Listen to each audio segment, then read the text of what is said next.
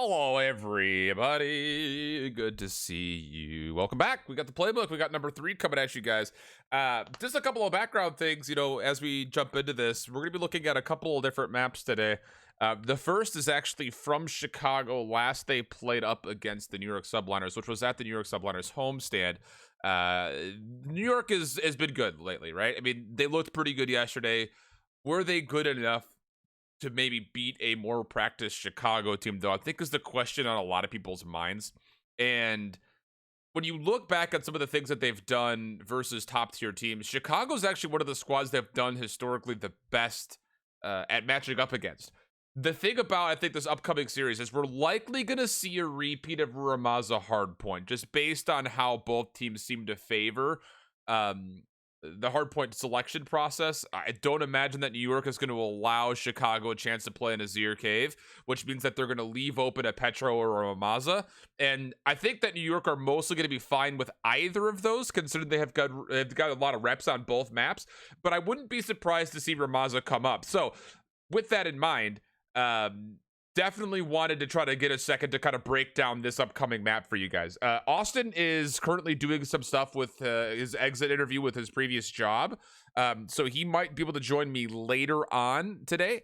But we will be starting things off in solo fashion. So let's go ahead and just dig into this sucker and get to talking about this specifically. I guess the other thing to kind of follow up with where we'll be going after that, if we've got the time, we'll break down a Hackney or domination, mostly focused on what Florida's been able to do there, but specifically when they played up against Dallas, some of the things that they were doing at their own home series. So that's the kind of docket and agenda for the day today. So let's go ahead and dig on in and take a look to see what exactly we have here. Whoops, I want to show off my cool new stinger that we got set up here for you guys. Look at this thing. Look at that. Look at that. So let's take a look here. Let me make sure that everything is still working correctly. It is. Let's dig on in and take a listen to what we got going on here with this Ramaza. The whoever doesn't get booted in the Chicago Sunline series will win the match. Yikes. What's up, Deck? How you doing, man? Let's dig into this thing, though. So as we typically talk about a lot, we're looking at the middle pressure of the map, right? You're looking at what's going to be happening mostly specifically in these two spots on rotations, especially as we get into point 2, point 3. This one's going to be very 50-50 as it typically is. And I guess for colors, we'll do New York in the appropriate yellow, and we'll just do Chicago in blue since that's the only color scheme that I can really play with. And this is great. So you've already got a great position set up where not only is New York putting some forward pressure, but you've actually put Zuma, he's actually gotten forward where he was initially watching from the bottom side of sandbags. And then once he realized that he wasn't going to see anybody trying to make a cut this direction, he actually just clears the lane and then pushes up to platform. So what essentially this is doing is it's giving New York a chance to really take control of this initial hard point, because anyone who tries to come up through top rug is going to get contested. That's great. That's great stuff for New York. The problem here is when you're setting yourself up with your player in the middle pushing forward like this, you're actually likely to give Chicago a free route or potential spawn to hit this backside OE, which is what's happening. And the problem with this setup is whoever spawns up, once you realize that you've got 1, 2, 3 down and you don't see anybody else, whoever spawns up has to be watching for this backside push. So we'll see how this all pans out for Chicago, as they are going to get a bit of a flood. They actually flip the spawns. They spawn right back here with Zuma after he respawns. And so now they realize that they have to wrap back around and pay attention to the back. So they're responding to it. It's just maybe a little bit later than what you would normally like. So it's going to provide for a lot of good time for New York, but a very awkward 50-50 in the back. Attach can't quite win the second gunfight, so Chicago will spawn up favorably for P2, but it comes at a very significant cost in which they're going to lose the better part of 60 seconds here. Yeah, 53 total seconds here. And now the question for New York in my mind is, how do you want to re-hit this? Do you want to flood and double hit here? The answer you think would want to be yes, and that's exactly the case. It's risky though, because if you lose these gunfights, because they're all pretty individual, from these 3 attacking points, if you don't convincingly win, not only will you not flip the spawns for Chicago, but now all of a sudden you're going to be spawning backside or rug because you still have members that exist in this area.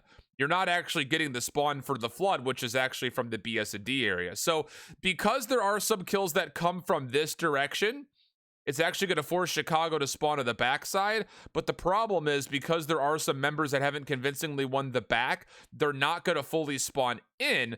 They're actually going to spawn topside rug. So it actually provides for the first 15 seconds to be a little bit scrappy. But now, more importantly, what do you do for the next 45? Really, you've got 20, right?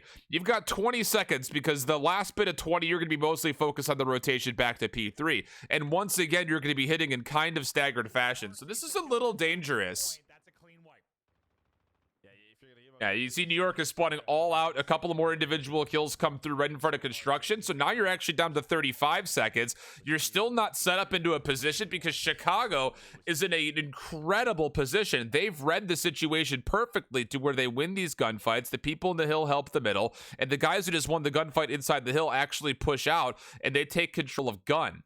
So not only are you forcing New York to spawn back this direction and this direction, but you're also setting up a really strong defensive front to where if you win one more set of gunfights right here, not only do you keep New York from hitting the old time, it actually puts you in a great spot to maybe actually flood through the back if you win convincingly. So this is actually a really smart setup for Chicago coming out of P2. The problem is, New York, they're going to realize that and say, okay, we can't really push forward. They've got players in gun.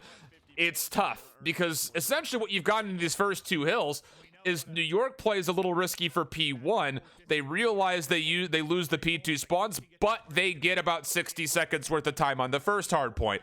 For Chicago, you hold, you get a good setup on P2, you're looking to set up for P3, you realize, darn it, we can't actually move for P3.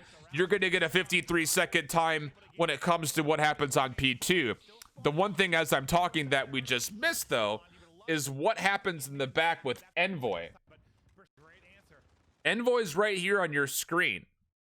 So what Envoy is essentially going to be doing route-wise is he's going to somehow, some way sneak through this entire setup and get to the back. This is a mistake from New York. Somebody doesn't read this correctly. You've got a player up top that should be watching this push through. You've got a player on sandbags that absolutely should have been able to help see this. And you've got a player in the middle of the map in the form of Accuracy's AR. How they let Envoy slip through here is not good. This can't happen. There's no one in the world that thinks that Envoy's in the back right now. And you don't figure that he's back here because the old hardpoint's still active, right? So you're not really in a position to where you're going to figure based on where you spawn.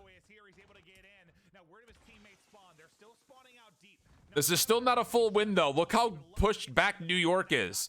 This is another one of those situations that Envoy doesn't technically win the back spawns, but what he does by existing back here is it actually forces New York to give up the high ground of Cafe and the high ground of Rug Shop to have to deal with him in the back. Because everyone's trying to come back here and hold this defensive line, it actually allows Chicago a chance to take those positions, which is exactly what you want. If you can get 1 or 2 ARs, topside Rug, topside Cafe, it puts good pressure onto the hill, and then depending on where you spawn, whether it's somewhere in this area or somewhere in this area, you can either flood through this or flood behind this. So it's one of those situations that Envoy makes a smart play. It doesn't necessarily, again, win the spawns like he wants. The better part about it is that Chicago should have a position to set up in the middle, but I think Envoy gets a little bit, I would say ambitious, trying to play for a kill and be in front of that. New York actually win the gunfights in the middle of the map. So the idea was correct for Chicago. The execution was a bit sloppy. So essentially for the first 3 hills, we've traded 45 seconds plus. And it's all because of the situations of we want to play for the hardpoint time. We want to try to control the hardpoint time. It gives up the, it gives up the ability for us to play for the following spawns, right? We saw that with New York. They played for the first hardpoint time. They lose the second hardpoint spawns. Chicago plays aggressive to zone out to make sure they get full time on P2.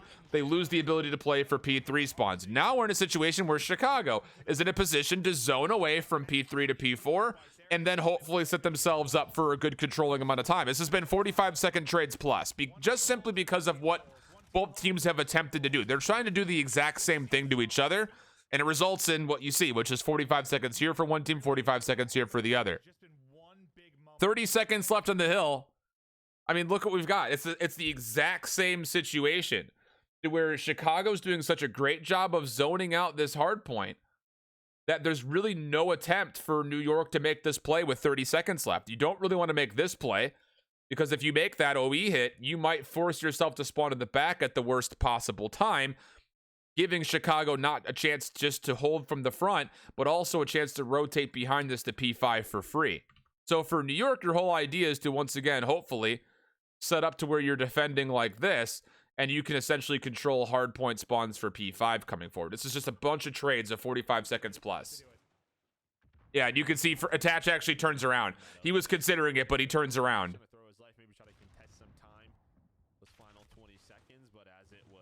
So it's a lot of back and forth.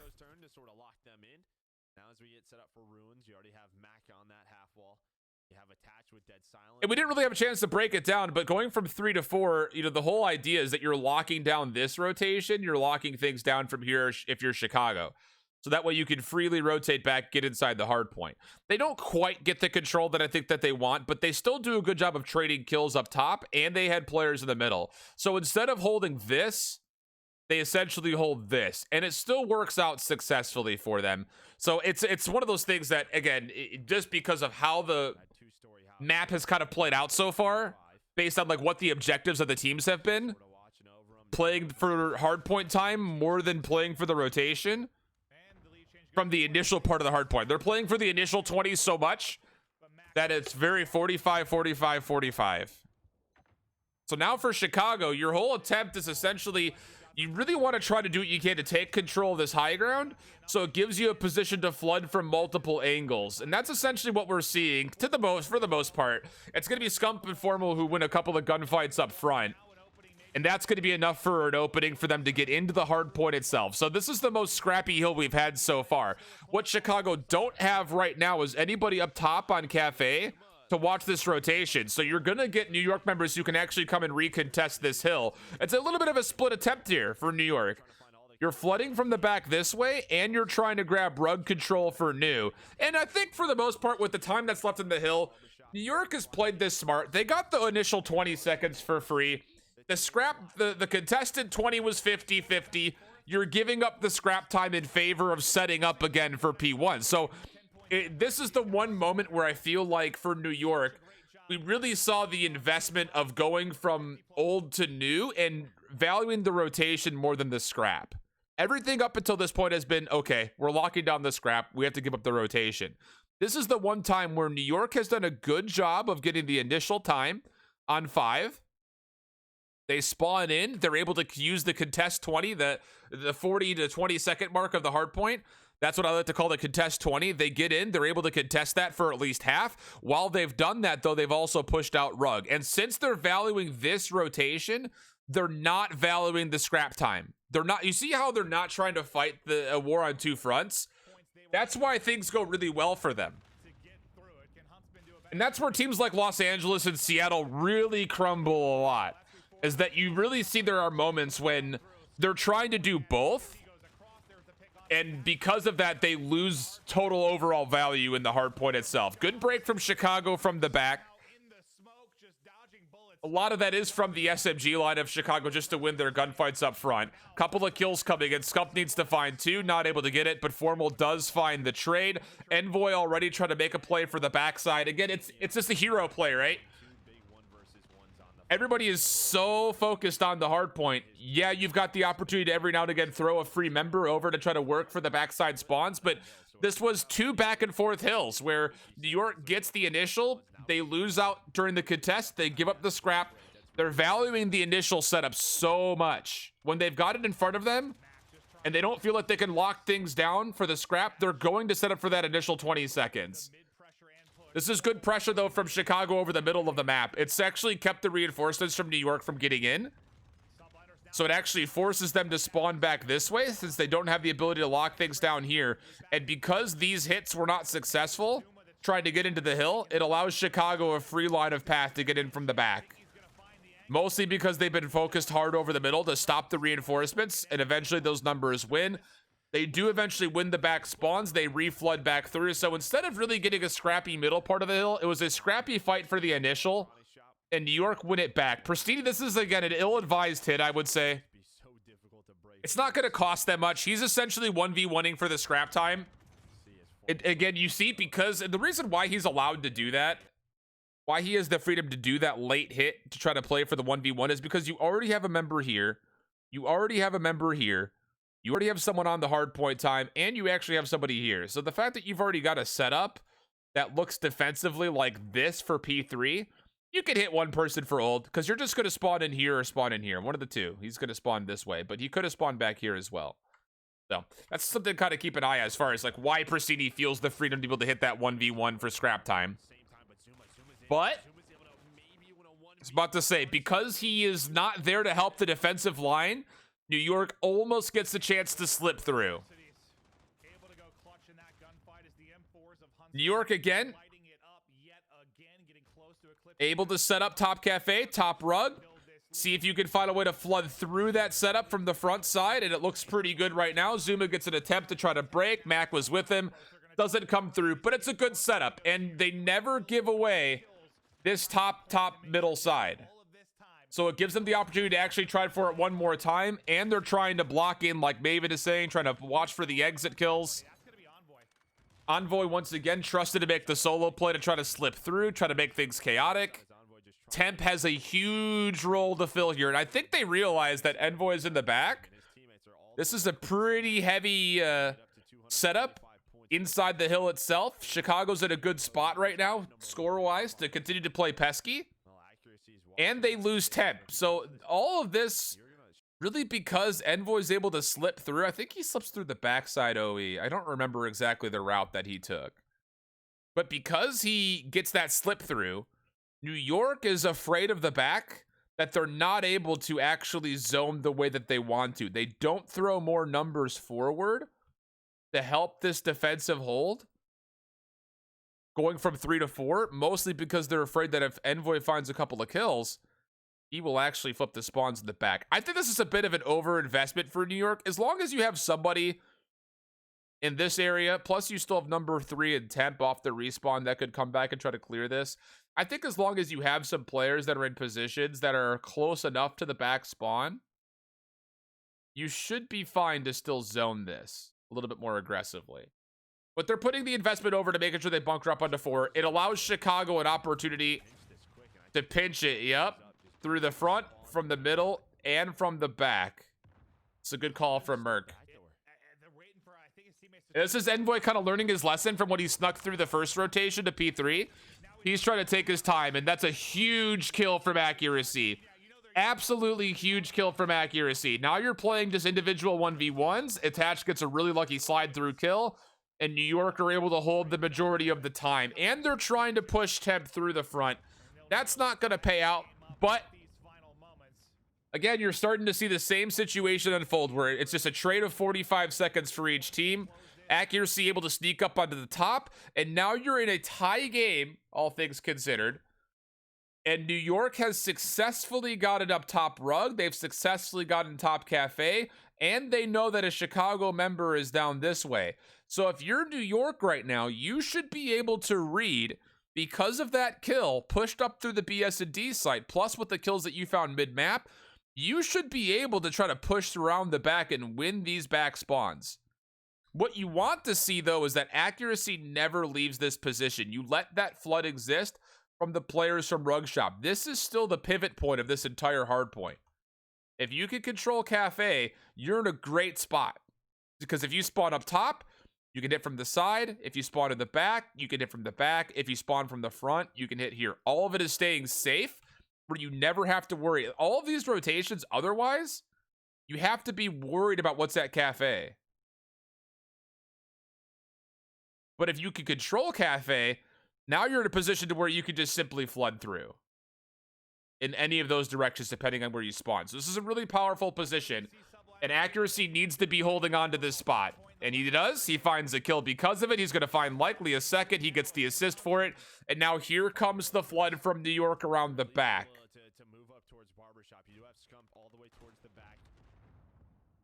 The one thing, though, I don't like that accuracy gives up this position up the top. This is going to be such a good spot for Pristini, because it's one of those things, again, that you just kind of see it panning out right in front of you. Because accuracy assists in this hit to try to break the hill, now it's Pristini who's in this position. New York is all spawning here, and as they rotate in, they're going to be catching constant rate of fire from Pristini down this alley. So you have to smoke it, and you have to hope that you can just get the numbers in without dying. Really sucks, but that's just the only way that you can make it play.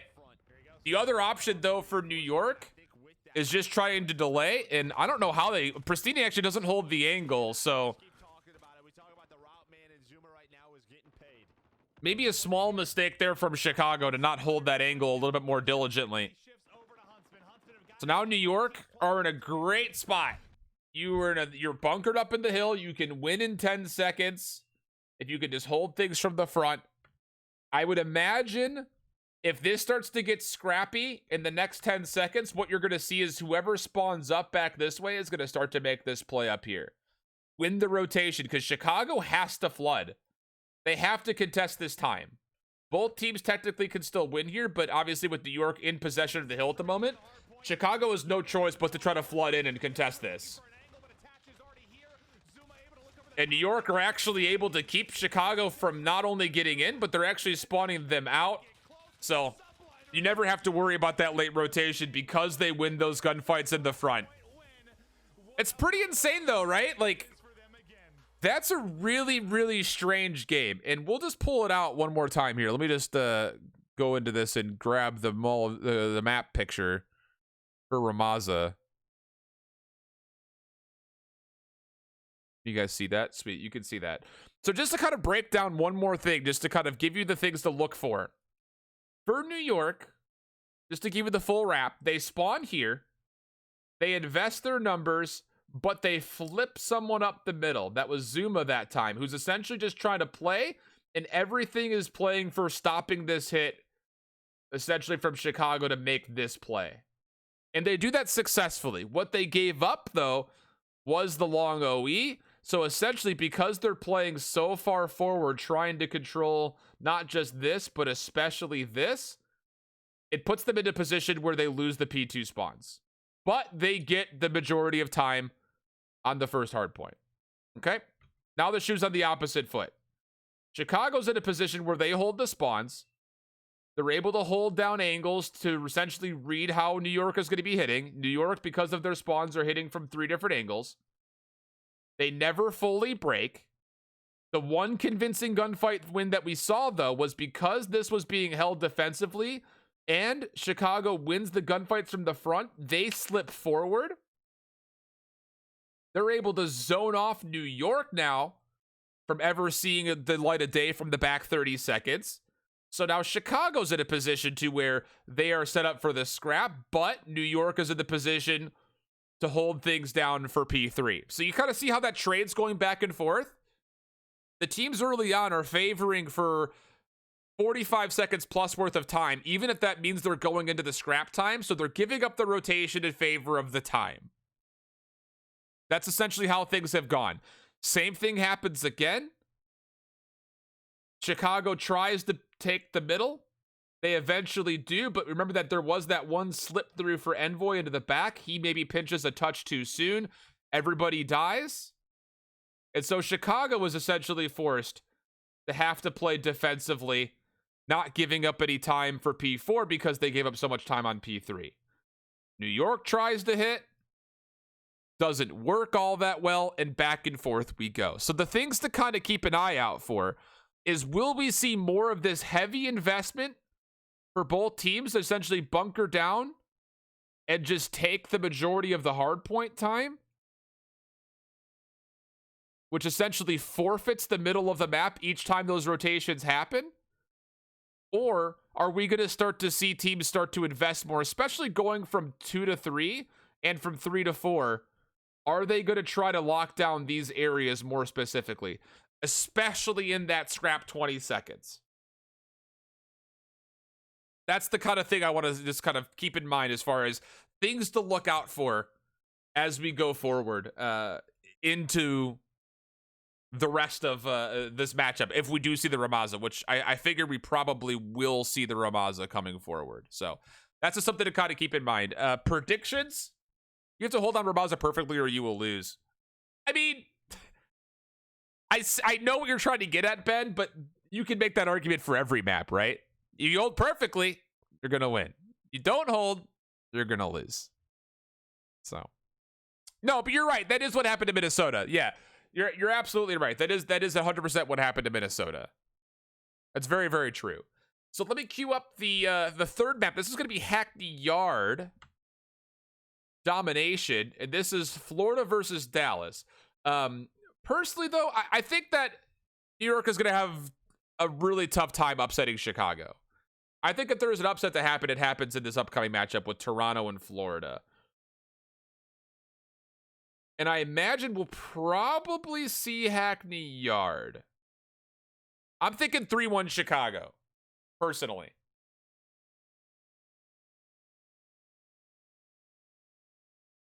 I think that New York is going to have the toughest time on Search and Destroy, without a doubt.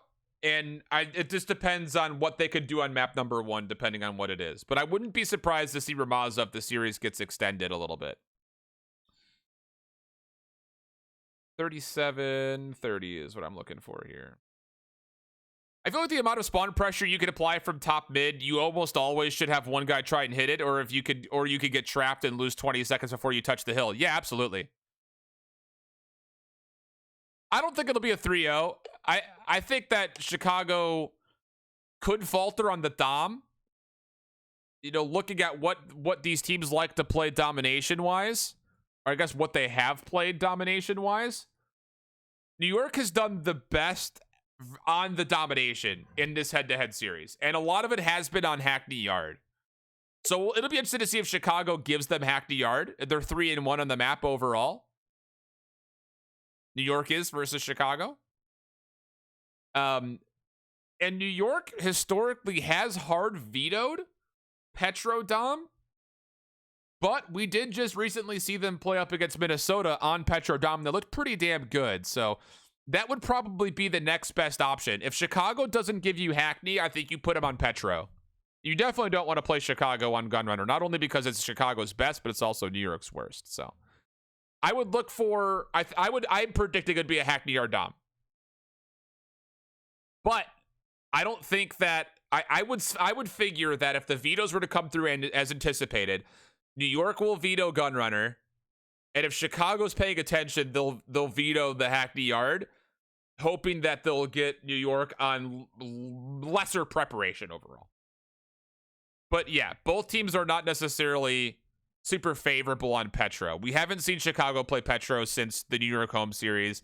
They've played a lot of Hackney Yard, even though they're just 8-9 on it, but so have New York. That big win streak they went on at the New York home series was mostly on the back end of their Hackney Yard domination, of which they played 5 times and they won 4 of them. So those are some things to kind of keep an eye out for. Let's flip a little bit further forward. We're going to be mostly focusing on the Florida Mutineers. This is the matchup that they played versus the Dallas Empire. So we will take a look at this one as a way to kind of see, how this all plays out and how Florida plays the map, because this very well could be a matchup for them versus Toronto. Toronto is not unfavorable to playing on Hackney Yard. They don't want to play on Petro, and you don't want to play Florida on Petro. So I imagine we're going to likely see a Hackney Yard domination in this matchup. So things to kind of keep in mind as we go into this map, there are a couple of different things that Florida really idolized as far as things that they like to do and how they innovate how they play. So this is kind of like what I'm looking for. We'll do Florida in the blue, I guess, here. One of the things that you saw a lot from Florida when they were playing most recently on this map, again, this is from the Toronto home series, in which they looked okay on it. They actually ended up losing this map. But one of the reasons why I feel like they did so well during the Paris home series on this map was because whenever they were running into resiliency at B from A, as soon as they felt like they had a decent front setup to where they could potentially hit with 3, they would actually send someone on the long OE to actually put a play in onto the C flag. And the whole idea is you neutralize it or go for a neutral. You back off as soon as you neutralize it. If you've realized that nobody's coming back to contest you, you cap it. And you essentially force your team that you're playing up against to have to flood through and take B, in which, if you start to read it, you could actually pinch behind that. Or you're forcing them to come back to you at the home flag, which will give you numbers to hit into the warehouse. And all of that is just instantly idolized because Florida is okay with holding on to this A setup, even if they don't have the B flag, and sending someone around the back. So that's just something to kind of keep in mind as we take a look at this series, as we go into it. That's all that matters to me. But why'd you even say it, dude? Why'd you even say it? You're killing me. I don't know why I said it, Joe, but it's time for map 3. These guys did play. It was Hackney Dom in the last. So this is them from the A side. Yes. Whole idea initially is just to get control. Hold on. See if anyone's coming this direction. This is going to be tough. We'll do Florida in the pink. Hold on to this. You've got number 9 who's here. You're capping your home flag. 3 flood in. And the reason that Pharaoh is up top here is because he's actually watching to see if anyone's going to cross over the middle. This is not a typical position where he's going to get challenged. If this gunfight goes well, though, watch for Pharaoh to do one of 2 things. Either number 1, come up here, help watch this. Number 2, flip around the back. If this gunfight goes well. If it doesn't, he's probably going to wrap back over and try to help. I don't remember. I believe Dallas. So there it is. He's realizing his teammates don't get the wins. He's playing inside door. 2 of his teammates spawn up. They're going to try to flood in, try to help this. Pharaoh's going to give up his position to try to work top L. Everything comes through top L.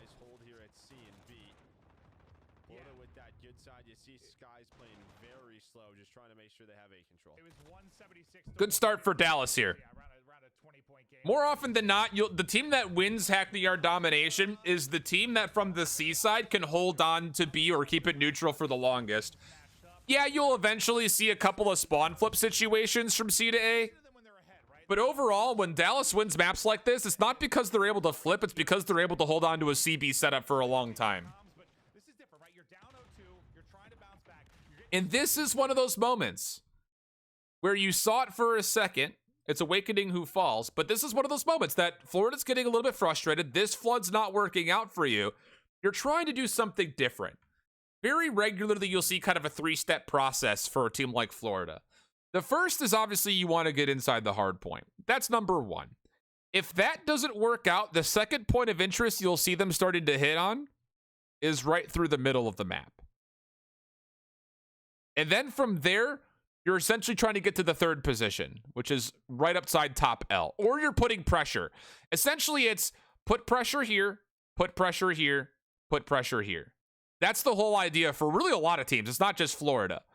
But what you'll very quickly see, and this is why I say Florida gets a little bit risky sometimes, is when the first step doesn't work out, they'll still push through the second to play for the 3rd. You saw that happen just a while ago. Let's see if we can back up and actually watch that again. See where these X's are? That was all a result of a push through that looked like this. Trying to go, they don't have possession of the first step. So they're trying to force the second to the 3rd, and this is by no means safe.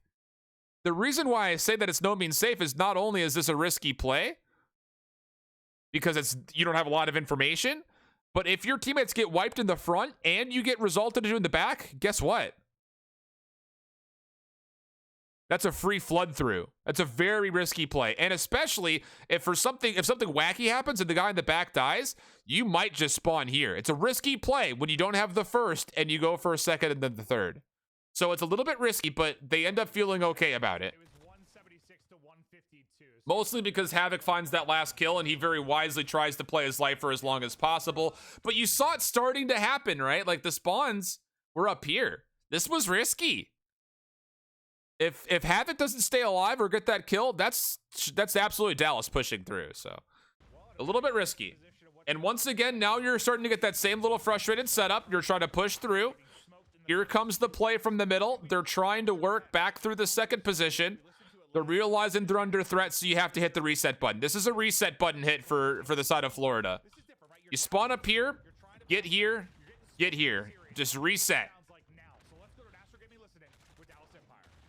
Dallas is doing a great job of finding influence over B. Eventually, the gunfights do turn up in their favor. Florida flips the flag, and now we're starting to look for that 1, 2, 3. Right now, it's still a battle for 1. So you're just going to be reinforcing this.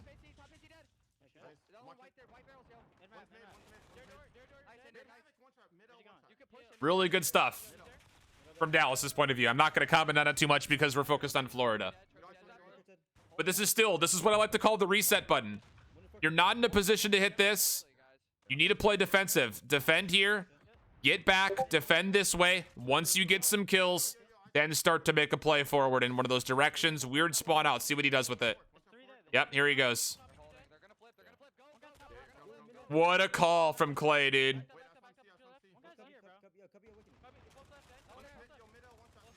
That's just such good awareness from Clay to call that they're going to flip.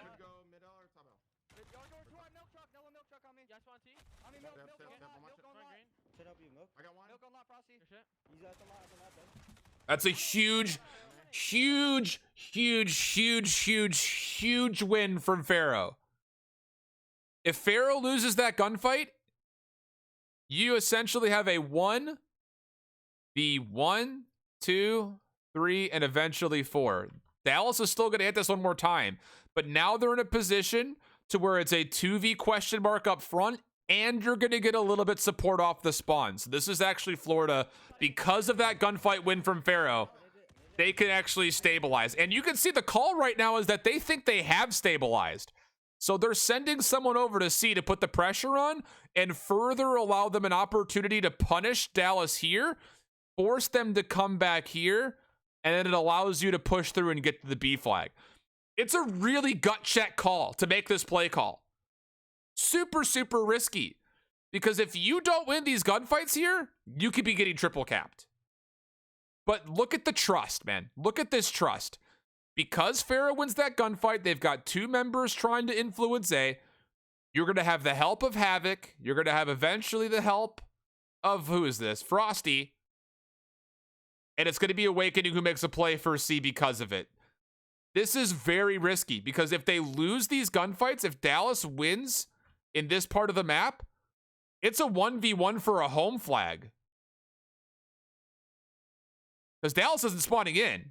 If you're spawning up here, Dallas isn't spawning in the bottom yet because you've already have members that are here. So Dallas is still spawning backside yellow. So this should be a 1v1. And if this gunfight is lost and this gunfight is lost, you're spawn trapped here and you're getting triple capped. This is really, really risky. Really, really risky.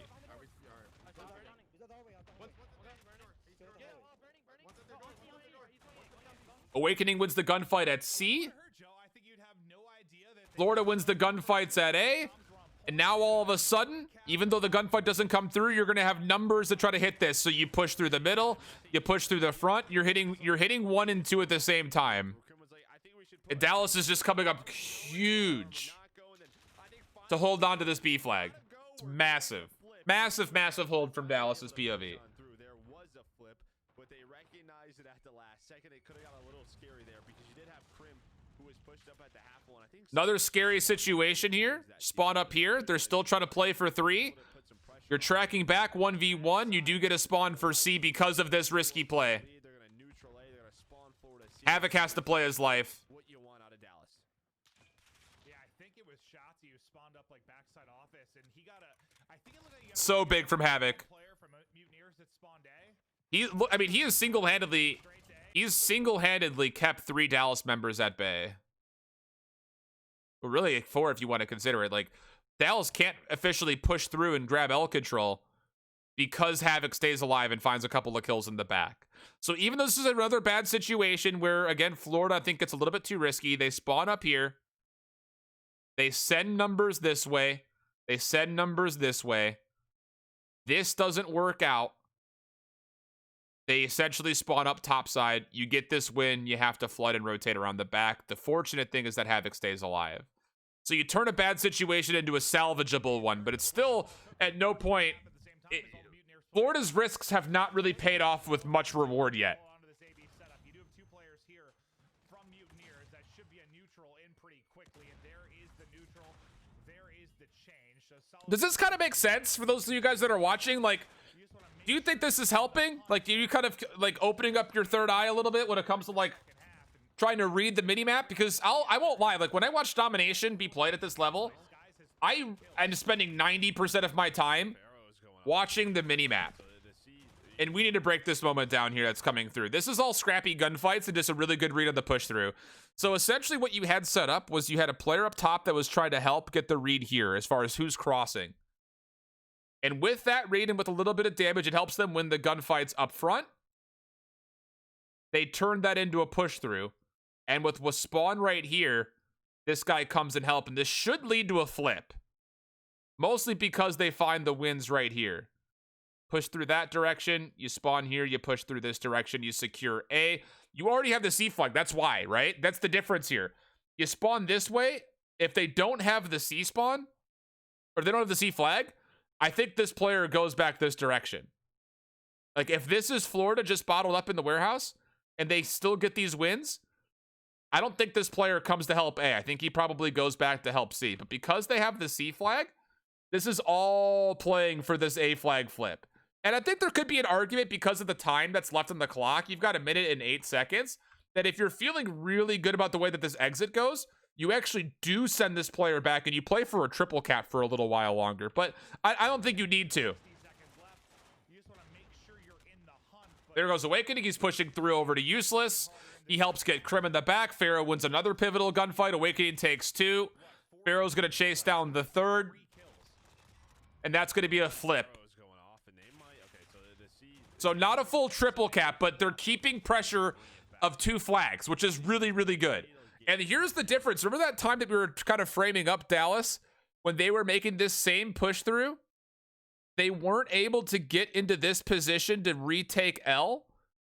Because Florida has the push through of Awakening up top and the numbers here, this is a really smart play from Skies. He realizes very quickly that he doesn't actually have to help this push. He can actually just play defensively here. And again, we're keeping the 2 flag status to just the 1. Really, really smart. About 18, but even if that stands, that is great for Dallas. And Merc is right. This has been still a great half for Dallas. But Florida's made the correct steps to try to clean up the back half of this. Now from here, it's just making sure you lock down these 2 points. And again, you've got, we'll talk about it. There's 1, there's 2, there's 3. You put the pressure down this way, and as Pharaoh reads nobody's there, he makes the play for C for a late triple cap. the final seconds will begin to tick off of this. We'll see what the lead will be. It's going to be right in the realm. And again, it's just a 2-for-1 status of the flags. Nothing major. So a really good first half for Dallas, but you can kind of feel at the back part of that first half, the second quarter, if you will, a lot of momentum starting to pick up for Florida, and they're playing a lot more aggressively. They're going to get it done, but considering where we were in the listen-in, the 3 cap there for Empire, and the 20-point advantage, like, it looked for a minute like Empire was going to run away with that game, but Mutineers keep it close. Close enough to strike. Huntsman 6-0 to Florida in the scrims yesterday. We've... See what they can do off the break. It feels like a lot of the times if they're able to get that flip early on, the chance they can get back in. Full flood to B. 3 right to B for Dallas, and very Florida's whole objective is the whole play for Florida is just keep this flag neutral. That's your whole goal. From the C side, when you're full flooding with 4 like this, your whole goal not at best, but your whole goal initially, I think, is just to keep this flag neutral. If you win it, great. If you can win Warehouse, fucking great. And Awakening lines up too. That's actually going to be not just a B neutral, but a potential for the B flag cap as well. Clem can't play his normal spot. He has to contest. Dallas gets there, but again, for Florida, this is not bad. What is that gunfight win from Frosty? What the hell? Still neutral. Only one player on the flag. It's not going to result in a flip. Skies try to stay alive for as long as possible. Not happening. One spawn out moment. This is going to be a 1v1 for not everything, but at least 1v1 for B pressure. Got one spawn this way. Florida's making the hit. This is not going to result in a flip. It's not. It's just not. There's not enough pressure here or here for this to be a flip. This is just a distraction play. The whole idea is you can try to pull some of these members of Dallas back, and you can full flood around. You can hit a pinch, and you can pinch the warehouse. This is 100% a play for a warehouse. I don't know who this is because the number is a little cloudy. I think this is Awakening. With that kill that he finds onto Shotzi right here, don't be surprised to see Awakening try to set up a pinch here, because this hit's coming out. And with the kill from Frosty, that might be enough. Let's see what I want to see the minimap. Is Awakening hitting the pinch? He tried to. He tried to. Number 6. Remember how we were talking about him trying to make this play? He tried to. If you could stay a little bit alive a little bit longer for Frosty, he probably gets in and pinches. So, good hold from Dallas. It's still neutral. No one has been able to get onto this. Barrel gonna bring the cap back to Good kills from Sky's pistol. Wow. Oh, imagine. Imagine. be nearly done finally. There, Mutineers able to finish it off. So there is the So what's next? What's next right now for Florida? Remember, this play was just a distraction play to try to set up a pinch. This was the goal the entire time, was to try to take this warehouse. Now you have the warehouse. So what's next? Obviously, that's what's next. But how do you get there? What you're likely going to see is that you're going to clear your zones up top. You're going to try to get a position in the middle. And if you essentially just 50-50 gunfights and you get yourself a spawn here, that is the linchpin. That is the go call. If we get a spawn up top here, we're going.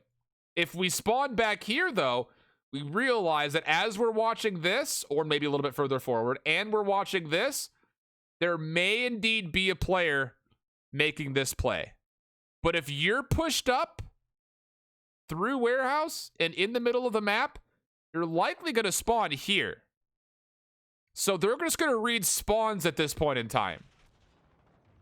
Couple of good gunfight wins up front. All 5 members are here. Awakening takes down another. So where does Skies spawn?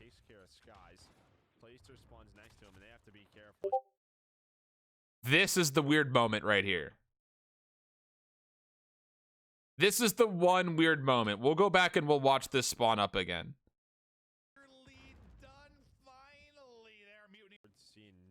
Okay. This is the weird spawn. Because the Awakening gets 2 kills, and because Skies dies down to the bottom, Crim's position is actually going to force a spawn right here for Dallas. And this is the one that feels a little bit weird, but take a look at how this map is playing out right now. This is a 1v1. This is essentially a contest here. The game is going to read this as being contested, right? Because there's 2 members, 1 from each team. Florida's pushed up in warehouse. So the game is reading this as this is also being blocked and contested.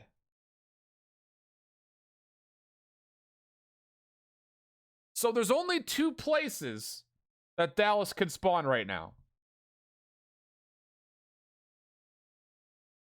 I honestly think because Crim gets this kill right here, this is like a algorithm that I think everyone would say, well, yeah, they should spawn here. Look at the positions, right? They should spawn here. But I think it's because this kill happens that Dallas actually spawns here, and then things get a little bit crazy. This is what we say when we say that you just got hacked the yarded. This is what we're talking about.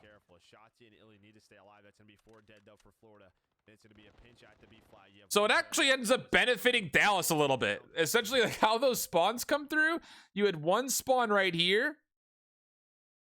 You get the kill on the instant trade. Another spawns here. You pinch. You never actually lost the back. It's just that weird negotiation of the game sitting here saying, do I spawn Dallas top right? Do I spawn Dallas bottom left?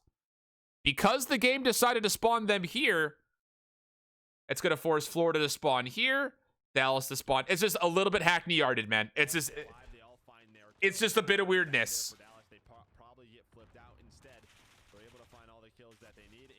10-point game, but they get B back because of the pinch.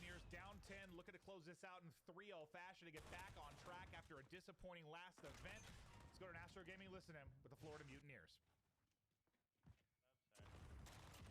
So now it's all about how do we get back into this. They take L control, you set up a pinch behind this if you can, and you full flood with numbers. Doesn't work.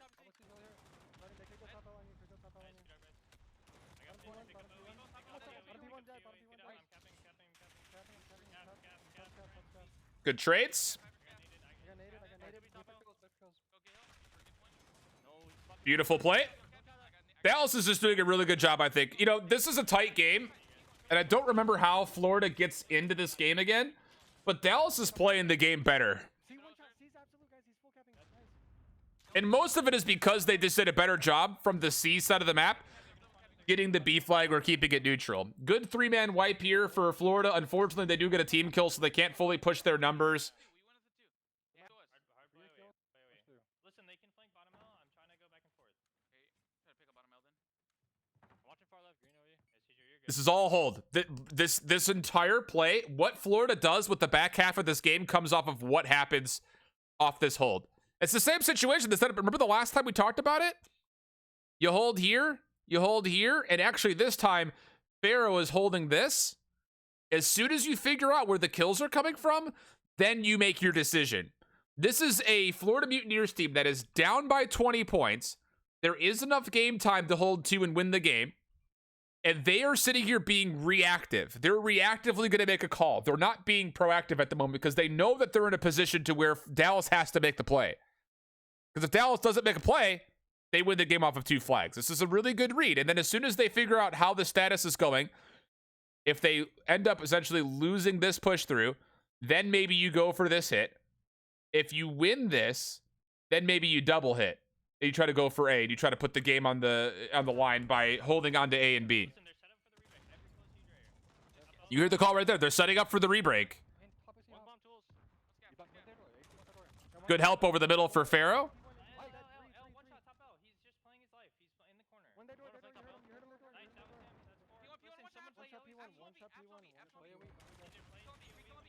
Pharaoh would love to have that extra shot. Dicks to reach out. Now he's pinching. Unfortunately, it gets red. It gets dealt with. The B flag has stayed neutral for too long. Awakening has to make a play. So let's break down this moment right here. We'll go backwards once more. So remember Pharaoh's position up top right here? He's essentially just making sure nobody can hit the top side of the L on this rebreak attempt for Dallas. Once he deals with that kill, he's trying to pinch. As soon as that happens, Awakening gets a spawn. I don't know. He's actually right here. I think Awakening actually just takes the long route around the back. Or maybe he actually cuts through middle around the back. He's going to try to make this play. But the whole idea is this is 50-50. You're getting a nice push through here. You're setting up for a pinch. And Awakening follows that up by sitting there saying that as soon as that pinch comes through, I'm going to make a play for A. Because the B flag will stay neutral. Or will be neutral, rather. Here's Pharaoh's play through the middle of the map. Awakening is trailing right behind him to help. Pharaoh finds the kill. He goes to set up the pinch. Gets dealt with. Awakening instead pushes around the back. And now Awakening has to make a play. A minute 20 is not enough time for 2 flags. They need to get another neutral. And they kill the COE. This will be close. 14 seconds. They actually still can win it. I think they can actually tie. And now, what, they could be like one Yeah, they could tie. point off. Yeah, they could tie. It might be exact. I think if they get the tick, it's a tie. So if they hold this 2 cap, I'm pretty sure it's a tie. So really, at this point, it just comes down to who's doing the math the fastest. Because if Florida wants to play for, I think what I remember how this all happens. Florida could play for the tie right now. They could just play reactively again, that was a successful reactive play. We could all agree on that, right? Absolutely successful reactive play. You're holding here, you get the push through on the back, you get the push through here, you eventually get free to get a neutral. On a respawn, you came through, you made sure C stayed safe, you made sure B stayed safe. That's a great, you could do that exact same thing again, but what I want to say this time around, Florida tries to make an aggressive push through for A, and it comes back and bites them in the butt. There's the 1 kill. Here's the setup. They're all going to commit, and that right there cost them the game. This play from Pharaoh to hit through cost them the game. Oh, and I hate it. It's just, this map needs to be like 15% bigger because this wouldn't have happened in any other circumstance. The map is just so damn small. That's a 3-man kill feed. One was back here. 1 or 2 were in the front. And look at where Florida is. They're so heavy stacked that the game sits there and says, we need to spawn Dallas here. I think actually this spawn comes first and then this spawn comes out. But this is going to neutral the C flag. And now you have to take the A flag just as quick if you want to keep the tie, right?